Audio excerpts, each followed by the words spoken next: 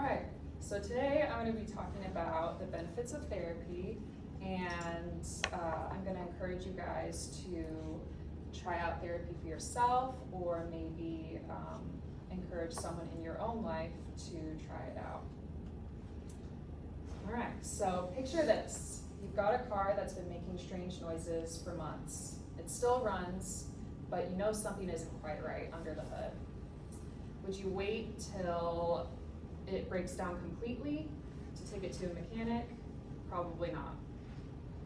You want to catch the issue early, get it fixed, and ensure smooth driving ahead. Now, our minds are a lot like this car. We're complex. Sometimes we make noises, figuratively speaking, that we can't quite explain. It doesn't mean we're broken or malfunctioning, but it might mean we could use a tune-up. That's where therapy comes in. Whether you're facing a specific mental health challenge or seeking growth in certain areas of your life, seeing a therapist can be incredibly beneficial. So before we jump into the benefits of therapy, let's go over what mental health is. According to the CDC, mental health includes our emotional, psychological, and social well-being. It affects how we think, feel, and act. More than 1 in 5 US adults live with mental illness today. Mental illnesses are among one of the most common health conditions in the United States. So how does therapy play into treating mental illnesses? According to Mental Health America, studies have shown that therapy leads to fewer relapses of anxiety and depression than medication use alone. Denver Therapy notes that 75% of people overall show benefits from psychotherapy for their mental health. These improvements are life-changing. Now, I know what some of you are probably thinking. Why would I pay someone to sit across from me who I barely know, some stranger, and pretend to care about my life? I have personally experienced my own skepticism in regards to therapy, but through building a beautiful relationship with my own therapist, Christine, and many other therapists throughout the years, I have come to realize that these people genuinely care about their clients, and therapy actually works.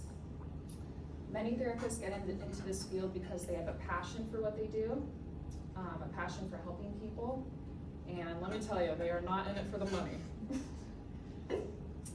According to pay scale, therapists in the lower 10% make about $23 an hour, $59 an hour for the median scale, and in the highest 90%, they make about $155 an hour. Now, considering the significant time, effort, and money that these therapists put towards getting their degree and their day-to-day work, this salary just doesn't cut it. So if therapists aren't in it for the money, why do they do this hard work? The counselor shares a heartwarming testimonial of why she got into therapy.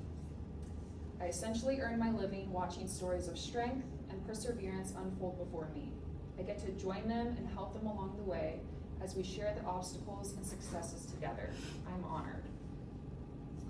Becoming a therapist is much like following a calling, similar to being a teacher or an artist. It's hard work with little pay, but passion propels them to keep going.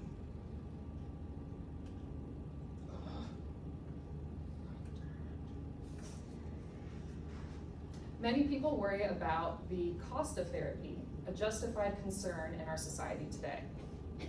But what if I told you that there are actually affordable options for therapy? There are many inexpensive options, such as group therapy, online therapy, and school counseling. In fact, Ivy Tech here has free counseling sessions, yes, that you can take advantage of.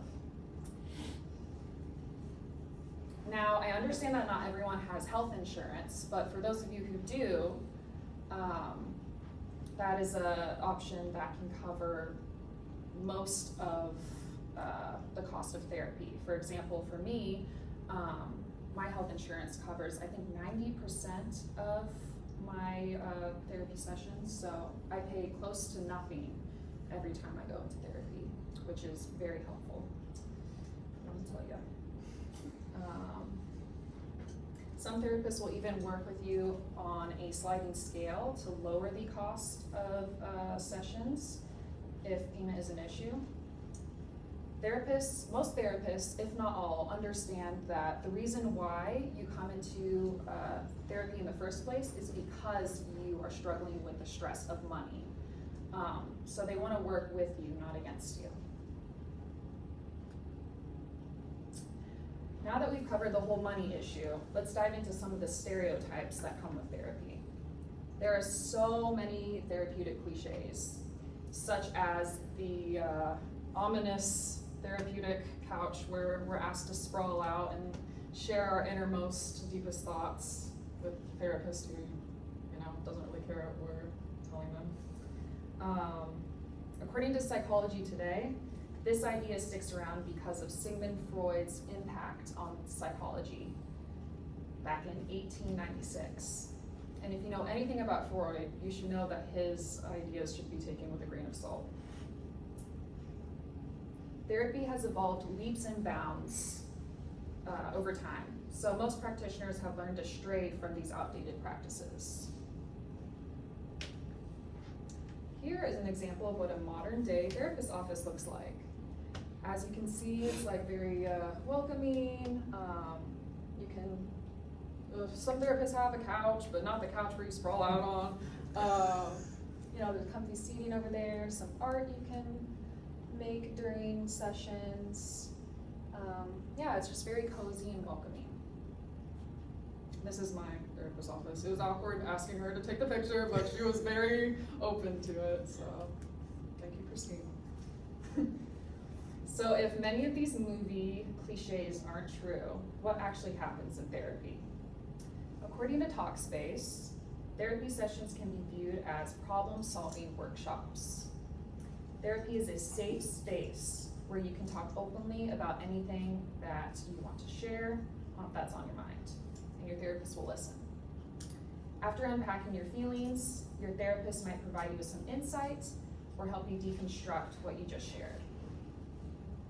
Through therapy, people learn so much about themselves, and you can continue using this insight as you face new challenges. But therapists do more than just listen. Therapist Donna Corbett shares with Psychology Today that therapy is an interactive process because it is a relationship. What happens between client and therapist goes beyond mere talking and goes deeper than clinical treatment. In therapy, you get to build a genuine connection with your therapist, with this other person, a healing relationship that fosters growth and establishes a secure attachment for the client. In an article by Aeon, a client shares how she and her therapist have worked on her healing journey and how she has overcome a lot of obstacles through her relationship with her therapist. My growing trust, first in my therapist, then in the goodwill of the world, and my ability to navigate it, allowed me to see others more as opportunities for social contact rather than threats. So she is now ready to live and keep healing.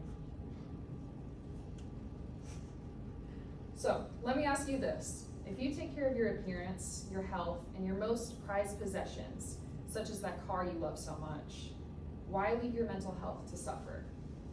In a world where we prioritize the physical aspects of life, mental health deserves just as much attention. Therapy really works, and therapists really care about you. Take care of your mind as you would your body, and remember, it's okay to ask for help.